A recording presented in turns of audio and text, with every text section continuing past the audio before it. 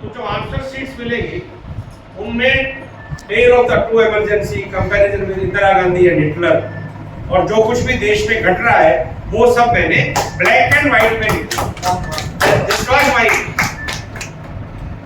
लेकिन मेरे मन को पता नहीं, यूनिवर्सिटी में, मेरठ यूनिवर्सिटी में पढ़ता था, वीसी साहब क्षमा करना, वहां की सीआईडी ने रिपोर्ट दी कि इस लड़के को, इस बच्चे को किसी भी यूनिवर्सिटी कैंपस या कॉलेज के प्रांगण में हम परीक्षा नहीं दिलवाएंगे।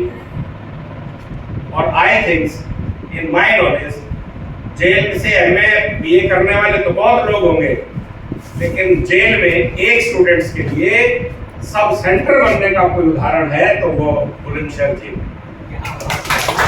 जहाँ दो प्रोफेसर आते थे, मैं स्टूडेंट जेल के टेबल पर बैठता था, दो बंदूकधारी मेरे सामने खड़े रहते थे और मैं परीक्षा देता था। और अगली बात सुनकर के आपको और अच्छा लगेगा, मेरी कॉपी जिस सेंटर में सील होती थी वीसी साहब, वहां एक प्रोफेसर मेरी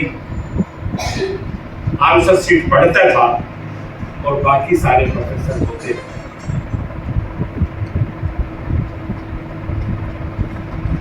वो इसलिए होते थे, देश में जिस तरह की घटना उस वक्त थी, जो बाद की पैदाइश है उनके रोंगटे खड़े होंगे। मैंने किस तरह से जेल में मेरे 3 साथियों की अर्थियां गिरा,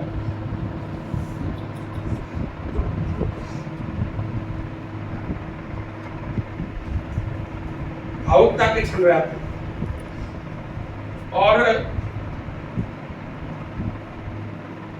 मानो जी 6 महीने तक तो घर वालों को नहीं पता था कहाँ है।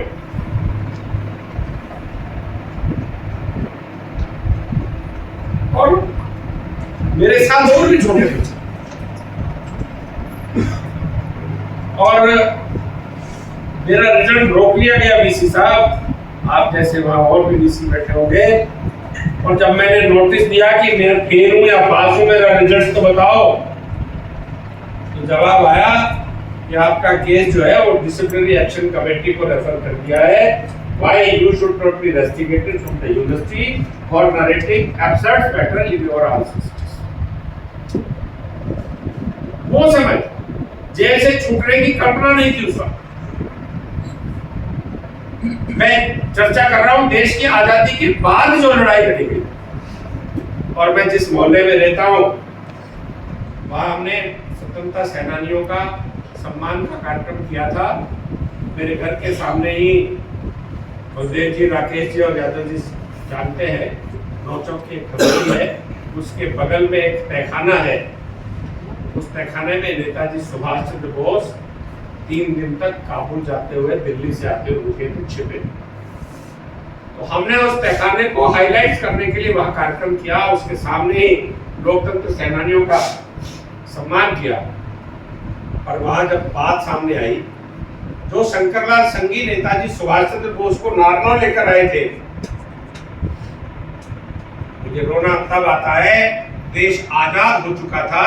जवाहरलाल नेहरू ने अंग्रेजों को वचन दे रखा था कि नेताजी सुभाष चंद्र बोस कहीं भी मिल गए, पकड़े गए, तो वो आपके अक्यूज होंगे, मैं आपको समर्पित करूंगा।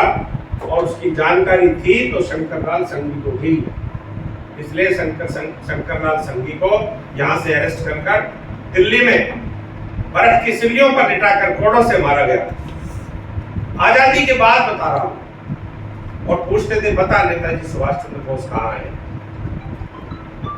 और जब उनको बेहोशी हो जाती थी, उनको ग्लूकोज या ऑक्सीजन जो भी देते होंगे, और रूम में अकेला छोड़ जाते थे, बहुत पिटने के बाद, कहीं कोई नहीं था, तब बताते हैं कि शंकरलाल संघी को होश आया और उसने देखा मरना तो है ही, ये मुझे और मारेंगे। उसने अपनी ऑक्सीजन वगैरह जो भी मेडिकल एड थी वो सारी अपने हाथ से निकाल दी। मैं इसका जिक्र इसलिए कर रहा हूँ, जहाँ स्वतंत्रता सेनानी माता दीन जी की और अनेक स्वतंत्रता सेनानियों की चर्चा करते हैं, नारनौल ये सतनामियों का युद्ध रहा, यहाँ नसीबपुर की लड़ाई रही, हम तो हमेशा लड़ते रहे। मनोज जी से हमने कहा है कि ये वो क्षेत्र है, चमन ऋषि का क्षेत्र है, जहाँ हमने लड़ाई लड़ी है, जहाँ हमने संस्कृति को पैदा किया है, जहाँ हमने धर्म का जागरण किया है। हम उस माटी के लोग हैं। आपके लिए आपके लिए हर जगह आपके मान सम्मान के लिए मरने मिटने के लिए तैयार है। यह सीखा है अपने इन बुजुर्गों से।